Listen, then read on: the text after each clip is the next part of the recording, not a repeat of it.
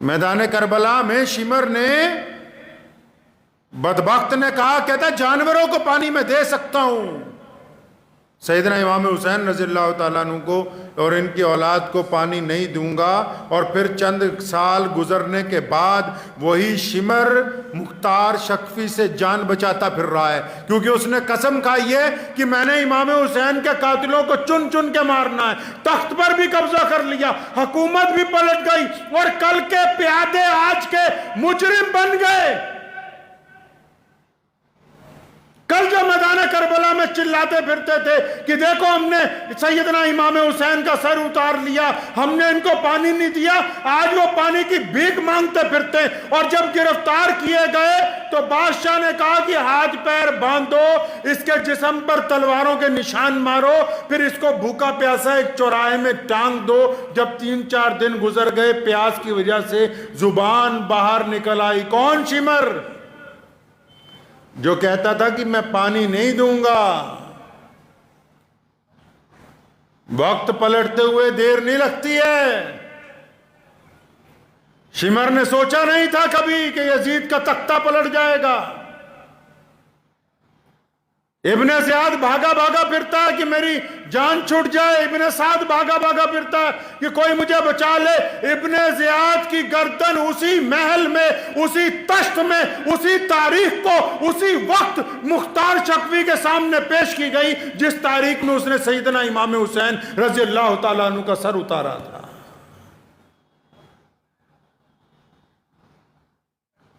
ابن سعد بھاگا بھاگا پھرتا ہے کہ میری اب کسی طرح جان بچ جائے۔ یزید نے، زیاد نے، شمر نے، انہوں نے یہ سوچا کہ اب تو ہم نے قبضہ کر لیا حکومت پر، اب محمد رسول اللہ کے دیوانے کہاں ہوں گے؟ اب تو اہل بیت کا خاتمہ ہو گیا، بس ایک بچے ہیں امام زین العابدین جو بیمار ہیں، چلے گئے چپ چاپ مدینہ منورہ کی طرف، اب تو ہمارا قبضہ ہو گیا، گنڈا گردی کرتے پھریں گے۔ لیکن اللہ نے جو رسی ڈھیلی چھوڑی ہوئی تھی، جس دن اس رسی کو کھینچا، نہ زمین ان کے ساتھ رہی، نہ تخت ان کے ساتھ رہا، نہ فوجیں ان کے ساتھ رہی، نہ سپاہی ان کے ساتھ رہے۔ کیونکہ ظالم آدمی کو تو سب سے زیادہ فخر اپنی سپاہیوں پر ہوتا ہے، اپنے چمچوں پر ہوتا ہے، اور بندے کو مرواتے اس کے چمچے ہی ہیں۔ سب سے زیادہ غلط مشورہ اس کے چمچے دیتے ہیں، سب سے زیادہ بے ایمانی کا مشورہ چمچے دیتے ہیں، سب سے زیادہ ظلم کرنے کا مشورہ چمچے دیتے ہیں، اور جب تخت پلٹتا ہے تو اسی کی گردن اتارنے کا مشورہ نئے حکمران کو بھی چمچے ہی دیتے ہیں، جن کے پیچھے لگ کے انسان ظلم کی طرف بڑھتا ہے۔ ابن سعد کے متعلق لکھا ہے کہ مختار شکفی جو تھا، جس نے تخت پہ قبضہ کر لیا، جس نے حضرت امام حسین رضی اللہ تعالیٰ عنہ اور اہل بیت کی شہادت کا بدلہ لیا، تو وہ اور ابن سعد پرانے دوست بھی تھے۔ جب سپاہی گرفتار کرنے کے لیے بھیجے نا، تو اس نے اپنے بیٹے کو کہا یہ تو میرا پرانا دوست ہے، یہ مجھے کچھ نہیں کہے گا۔ تو اس نے بیٹے کو بلوایا، مختار شکفی نے ابن سعد کے، کہ تمہارا ابا کہاں ہے، باپ کہاں ہے تمہارا؟ تو کہنے لگا ابا جی تو اب گھر میں رہتے ہیں، اللہ اللہ کرتے ہیں، اب وہ کوئی دنیا کے معاملات میں گورنر کل کا، اب جان بچانے کے لیے کیا کہہ رہا ہے جی میں تو گھر میں گھس کے اللہ اللہ کر رہا ہوں۔ فرمایا اچھا اب گھر میں ہی رہنے لگا؟ کہ ہاں جی اب تو وہ سارا دن نماز عبادت روزے میں ہی لگے رہتے ہیں، وہ کسی سے کوئی مطلب نہیں۔ فرمایا اسے بلاؤ۔ تو جب پیغام بھیجا تو اس نے جواب دیا کہ میں بیمار ہوں، آ نہیں سکتا۔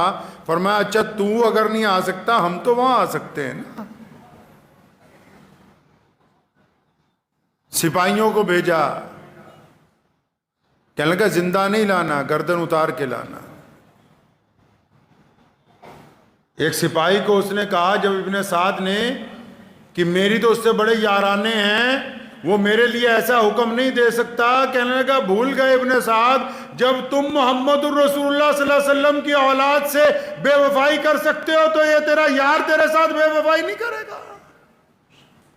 میں مانتا ہوں آخرت میں سزائیں ملنی ہیں، میرا ایمان ہے اس بات پر کہ مرنے کے بعد سوال جواب ہوگا، ہم اس بات پر یقین رکھتے ہیں کہ جہنم کے اندر بھی جانا پڑ سکتا ہے، قیامت والے دن ترازو میزان کا لگایا جائے گا، لیکن میرے اللہ نے کہا کہ کچھ گناہ ایسے ہیں جن کی سزا دنیا میں مرنے سے پہلے دی جاتی ہے تاکہ دنیا والوں کو پتہ لگ جائے کہ یہ فلاں آدمی انسانیت کا غدار تھا، فلاں آدمی خدا کا غدار تھا۔ اس کو دنیا کے اندر بھی عبرت کا نشان بنایا جاتا ہے، آخرت کے اندر بھی عبرت کا نشان بنایا جائے گا۔ ایک ایک دشمن کو 6000 افراد کو مختار شکفی نے، جنہوں نے سیدنا امام حسین رضی اللہ تعالیٰ عنہ پہ حملہ کیا تھا، سیدنا امام حسین رضی اللہ تعالیٰ عنہ کے بیٹوں کو مارا، بھائیوں کو مارا، بھتیجوں کو مارا، 6000 افراد کو۔ یہ واقعہ میں اس لیے سنا رہا ہوں آپ کو کہ وقت کے حکمران نے سمجھا کہ اب امام حسین رضی اللہ تعالیٰ عنہ شہید ہو گئے، اب تو قیامت تک ہمارا ہی راج چلے گا۔ ملک بن مروان مدینہ کا گورنر بن گیا، ظالم آدمی ہے۔ امام حسین رضی اللہ تعالیٰ عنہ کے بیٹے امام زین العابدین جب مدینہ منورہ پہنچے تو مکے کے گورنر کو، اس مدینہ کے گورنر کو اس بات کی چڑ ہو گئی کہ جو پوری دنیا سے حاجی آتے ہیں، لوگ سلام پیش کرنے آتے ہیں، وہ میرے دربار میں کم ملنے کے لیے آتے ہیں، یہ مدینہ سے چند کلومیٹر دور جو امام زین العابدین نے جھونپڑی ڈال لی وہاں زیادہ جاتے ہیں۔ ایک راز کی بات بھی آپ کو بتاؤں آج۔ آپ نے سنا ہوگا نا، بڑے بڑے بزرگ ہوتے ہیں، سلسلہ نقشبندیہ، سلسلہ قادریہ، سلسلہ مجددیہ، سکھروردی، سنا ہے نقشبندی بزرگوں کا نام؟ یہ پہلے نہیں تھا یہ سلسلہ، پہلے اسلام میں یہ تھا کہ جو خلیفہ ہوتا تھا وہی امام ہوتا تھا، وہی مسلمانوں کا سب کچھ ہوتا تھا۔ سیدنا امام حسین رضی اللہ تعالیٰ عنہ کی شہادت کے بعد جب خلافت کے اوپر ظالم بیٹھ گئے، خلافت پر ظالم حکمران بیٹھ گئے، تو پھر ان سے اسلام کی بیعت ختم ہو گئی، ان کے ہاتھ پر اسلام کی بیعت ختم ہو گئی، تو پھر اسلام کے لیے، ایمان کے لیے، محمد رسول اللہ کے دین کے لیے، قیامت تک اللہ اور اس کے رسول کی اطاعت کے لیے، پرچم اسلام کے لیے، سیدنا مولا علی رضی اللہ تعالیٰ عنہ کی طریقے پر چلنے کے لیے، میدان کربلا کے پرچم کو بلند رکھنے کے لیے، سیدنا ابو بکر کے موقف کو قائم رکھنے کے لیے، سیدنا خطاب عمر رضی اللہ تعالیٰ عنہ کے عدل کو قائم رکھنے کے لیے، عثمان ذی النورین کی سخاوت کو قائم رکھنے کے لیے، پھر نئی بیعت کا سلسلہ، پھر اسلام کی حقیقی بیعت کا سلسلہ۔ جب خلافت نے چھوڑا اسلام کو تو پھر سیدنا امام زین العابدین نے اپنی جھونپڑی سے بیعت کرنی شروع کی، تب یہ اسلام کے اندر یہ سلسلہ شیعیت کا جو ہے وہ شروع ہوا ہے۔ نہیں تو پہلے بیعت ایک ہی ہوتی تھی، بس خلیفہ سے بیعت، جو مسلمانوں کا حکمران ہوتا تھا، کیونکہ خلیفہ ہی امام ہوتا تھا، خلیفہ ہی مسجد نبوی کا خطیب ہوتا تھا، خلیفہ ہی مسلمانوں کا بادشاہ ہوتا تھا، خلیفہ ہی مسلمانوں کا گورنر، خلیفہ ہی مسلمانوں کا مفتی، خلیفہ ہی مسلمانوں کا شیخ الحدیث۔ لیکن جب تخت پر ظالم بیٹھ گئے تو امام زین العابدین رحمت اللہ علیہ نے یہ سلسلہ شروع کیا تاکہ اسلام قیامت تک قائم رہے۔ یہ اہل بیت کا احسان ہے کائنات کے مسلمانوں کے اوپر۔ ان کو یہ بات سمجھ آ گئی کہ حکومت کے تخت پر جو مسلمان اب بیٹھنے لگے، ان کے اندر ایمان کی وہ معیار باقی نہیں ہے جو محمد رسول اللہ صلی اللہ علیہ وسلم چاہتے ہیں۔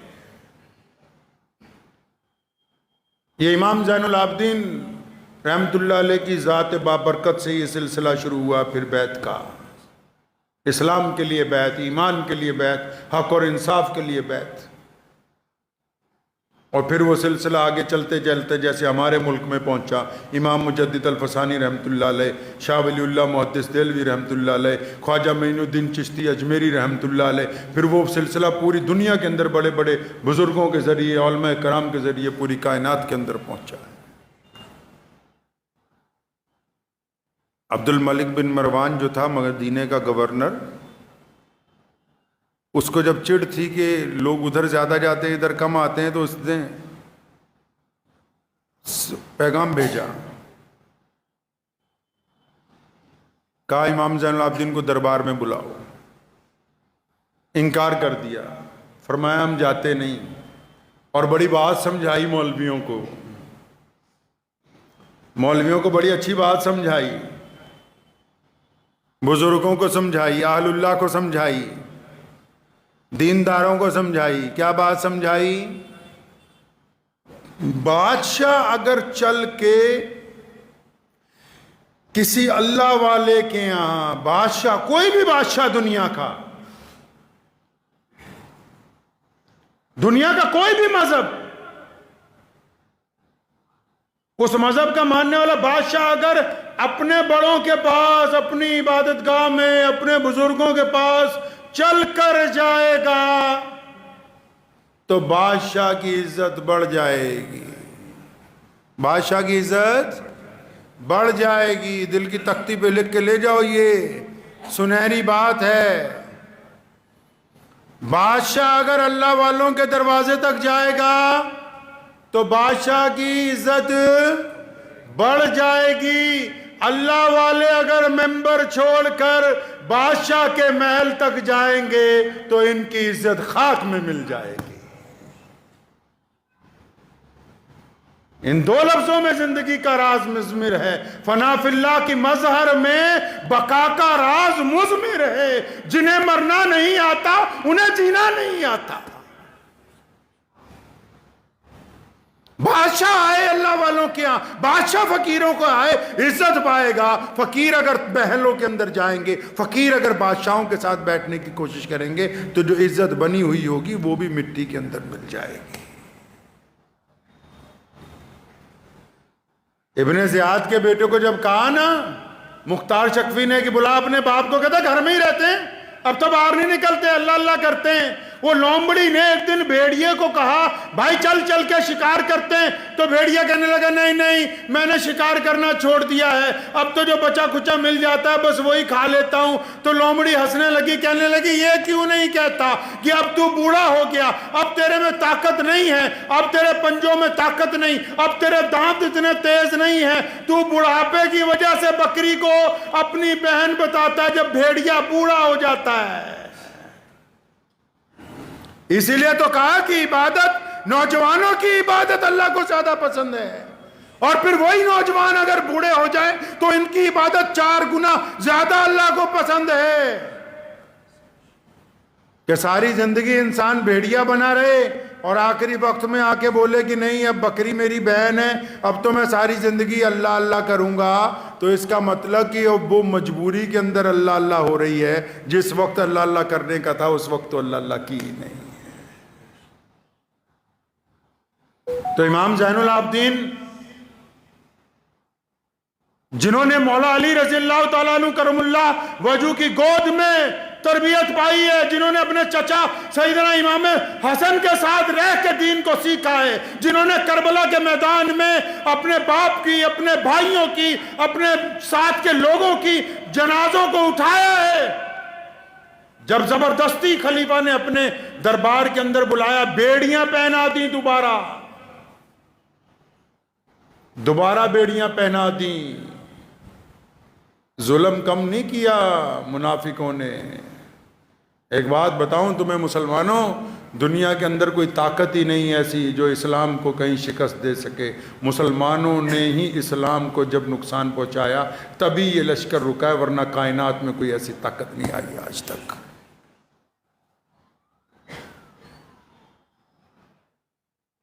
بھیڑیاں پہنا دی امام زین العابدین رحمت اللہ علیہ کو۔ دوبارہ جب پیش کیا گیا، اکڑ رہا ہے بادشاہ کہ تمہارے ہاں لوگ زیادہ آتے ہیں، ہمارے ہاں کم آتے ہیں، کیا معاملہ ہے؟ فرمانے لگے کہ میرے ابا کے قاتلوں کا انجام نہیں دیکھا؟ امام حسین شہید رضی اللہ تعالیٰ عنہ کے قاتلوں کا انجام نہیں دیکھا ابھی؟ باز آ جا. کہنے لگا دیکھو یزید کے پاس پاور تھی، اس نے بیڑیاں پہنا دیں. آج میرے پاس پاور ہے، میں نے تمہارے ہاتھ میں بیڑیاں پہنا دیں. یہ روایت گرچہ ضعیف ہے لیکن بعض روایتیں ایسی ہوتی ہیں کہ جو انسان کا ایمان تازہ کرتی ہیں. حضرت لکھا ہے امام زین العابدین رحمۃ اللہ علیہ کے پیروں میں ہاتھوں میں بیڑیاں ڈالی ہوئی تھیں، اور جب بادشاہ نے کہا نا کہ دیکھو ہمارے پاس طاقت ہے، ہم نے تمہارے بیڑیاں پہنا دی ہیں، تو غور سے اس کی طرف دیکھا اور فرمانے لگے اللہ.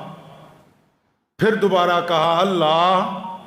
جب تیسری دفعہ کہا اللہ تو ساری بیڑیاں دھاگوں کی طرح ٹوٹ کے پاؤں میں سے، ہاتھوں میں سے، کمر میں سے ٹوٹ کے ساری کی ساری زمین پر گر گئی. اور فرمایا بن مروان آج سن لے کان کھول کر ایک بات کہ ہمارے پاس طاقت تب بھی تھی، طاقت آج بھی ہے. ہم اللہ کے حکم سے انتظار کرتے ہیں، جب اللہ چاہتا ہے تو ہم اس کی طاقت سے خیبر کا تخت الٹ دیتے ہیں، اگر اللہ نہیں چاہتا تو اپنی شہادتیں میدان کربلا کے اندر دیتے ہیں. اس خام خیالی میں دشمن کبھی نہ رہے کہ طاقت تمہارے پاس ہے، اللہ ہمارے ساتھ ہے تو کائنات کی طاقتیں ہمارے ساتھ ہیں. خلیفہ اٹھ کے کھڑا ہونے لگا، فرمایا زمین پر بیٹھ جا. روایتوں میں لکھا ہے کہ اس کی ہمت نہیں ہوئی زمین پر اٹھنے کی، زمین پر گھٹنوں کے بل بیٹھ گیا وہیں پر.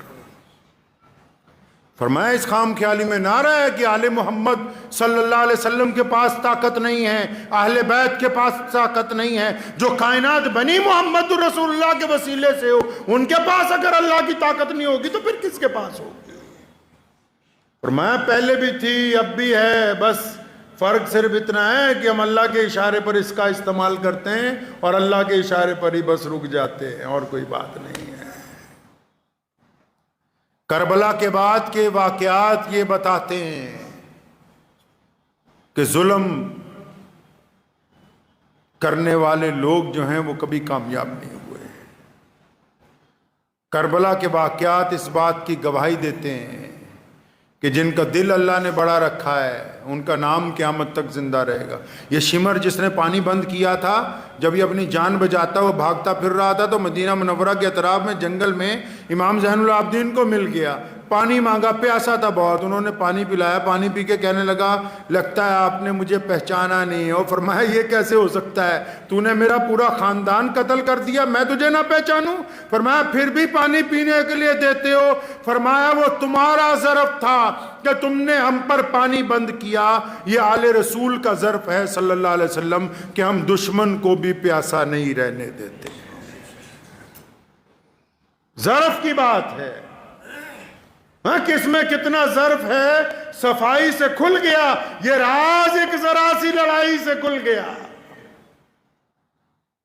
جو اعلیٰ ظرف کے لوگ ہوتے ہیں یاد رکھیں، دل کی تختی پہ لکھ کے لے جائیں، جو اعلیٰ ظرف کے لوگ ہوتے ہیں ان کی جب آپس میں بھی بحث ہو جائے، گفتگو کے اندر ان کا مزاج گرم ہو جائے تو وہ گندی باتیں زبان سے نہیں نکالتے، وہ کسی کو گالی نہیں دیتے، کسی پہ اپنا احسان نہیں جتاتے، کسی کی بے عزتی نہیں کرتے.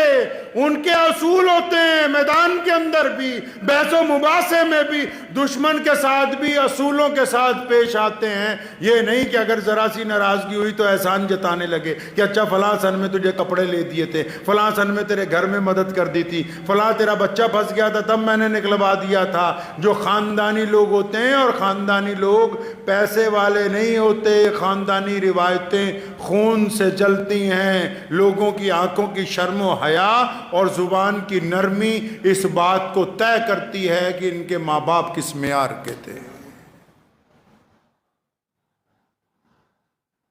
امام حسین رضی اللہ تعالیٰ عنہ کی شہادت نے یہ دین ہم تک قائم رکھا ہے. اس بات کو ذہن نشین کر لیجئے آپ لوگ. میدان کربلا نے اس دین کو قیامت تک کے لیے قائم کر دیا ہے. کربلا میں جو امام حسین رضی اللہ تعالیٰ عنہ کی استقامت ہے، ان کی جو جرت ہے، ان کی جو وہاں پر بڑی بڑی طاقتوں سے ٹکرانے کی طاقت ہے، اس نے قیامت تک کے لیے مسلمانوں کو استقامت عطا کی ہے، دین کو زندگی عطا کی ہے.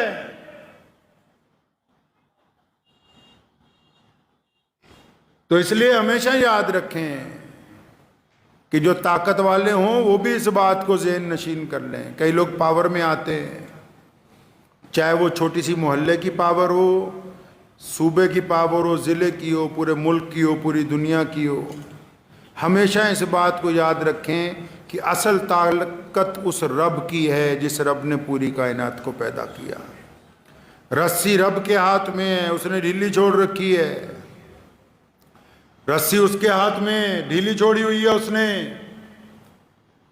مہلت اس نے عطا کی ہوئی ہے. اس لیے اپنے گریبان میں بھی کبھی کبھی جھانک لیا کریں کہ یہ جو رسی ہم پر ڈھیلی چھٹی ہوئی ہے تو اس کا فائدہ اٹھا لیں، اس سے غلط کام نہ کریں، ظلم سے باز آ جائیں. ابھی راجستھان کے اندر ایک بچہ ہے، اس نے اسکول میں پانی پی لیا اس مٹکے میں سے جس میں سے ٹیچر پیتا، تو ٹیچر نے اتنا مارا کہ اس بچے کی جان نکل گئی. کیوں کہ بس ٹیچر کے ذہن میں ایک بات ہے کہ اس کی ذات، اس کی نسل ویسی نہیں ہے جیسی میری ہے. اسلام نے ابتدا سے لے کے آج تک لوگوں کو یہی بات بار بار دہرائی کہ انسانوں کے اندر فرق نہ کرو، یہ خدا کی مخلوق ہے، اللہ کا کنبہ ہے. یار تم اور رنگ اور نسل کا اعتبار سے کس طرح لوگوں کے اندر فرق کر سکتے ہو؟ ذہن نشین کریے. دنیا میں جو واقعات ہوتے ہیں یہ سبق کے لیے ہیں. اگر ہم کسی چیز کو پڑھ کے دیکھ کے بھی سبق نہیں پکڑتے، اپنی زندگی میں سبق نہیں پکڑتے، اپنے گھر میں اپنے معاشرے میں نہیں سبق نہیں پکڑتے، تو ہم سے بڑا بیوقوف آدمی کون ہوگا بھائی؟ تو اس لیے ہمیشہ یہ جو واقعات ہیں، اسلام کے جتنے اہم دن ہیں، اور بلا شبہ امام حسین رضی اللہ تعالیٰ عنہ کے واقعات ہیں. مجھے ایک مولانا صاحب ملے ابھی، تو انہوں نے مجھے ایک بات کہی، مجھے کوئی ویڈیو بھیجی، اس میں لکھا تھا کہ یہ ماتم کرنا جائز نہیں، یہ کرنا جائز نہیں، وہ کرنا جائز نہیں. میں نے کہا میں تمہاری بات کو اگر مان بھی لوں تو کم از کم تم یہی بتا دو محرم کے دن ان مسلمانوں کو کہ جائز ہے کیا. ساری زندگی بس اب اسی میں لگے رہو گے، فلاں نے یہ غلط کر دیا، یہ بھی بتا دو تم اچھا کیا کر سکتے ہو. مسلمانوں کو یہ بھی تو سمجھاؤ کہ اس دن ہوا کیا تھا. میں مانتا ہوں کہ بہت سارے طریقے اسلام میں جائز نہیں ہیں، لیکن وہ جو ناجائز کرنے والے چاہتے کیا ہیں؟